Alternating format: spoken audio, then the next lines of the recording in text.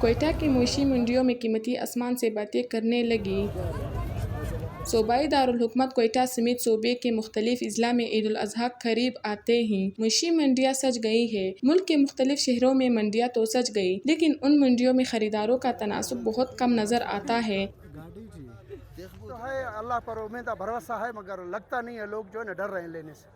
لوگ روٹی پہ جو پورے ہیں ابھی اتنا، میرا خیال ہے تو 60% اگر اس مرتبہ قربانی ہو جائے، آدھا بھی نہیں ہے پچھلے سال سے جتنا اگلے سال تھا، اس سال آدھا بھی نہیں ہے۔ کوئٹہ سمیت مختلف اضلاع میں منڈیوں میں جانور تو بہت ہے، لیکن خریدار کم ہیں۔ عید میں بہت تھوڑے دن رہ جانے کے باوجود زیادہ رش نہیں۔ منڈی میں خریداروں کے کم ہونے کی وجہ جانوروں کی قیمت آسمان سے باتیں کرنے لگی ہے، جس سے خریدار پریشان ہیں، جبکہ بیوپاری منڈی میں آنے والے اخراجات اور جانوروں کے مہنگی چارے کا رونا روتی نظر آ رہی ہے۔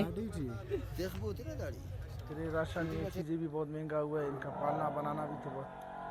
جب یہاں آتے ہیں ہم لوگ جب کرتے ہیں، ایسے لوگ آتے ہیں، کوئی لاکھ کا مانگتا ہے، کوئی آتا ہے کہ خریدنے والا ہو، شوقی بندہ ہو جاوے، بولتا ہے اسی دام پر میرا ہو گیا۔ ابھی کل بھی میں نے 2 بڑے بیل بیچے ہیں۔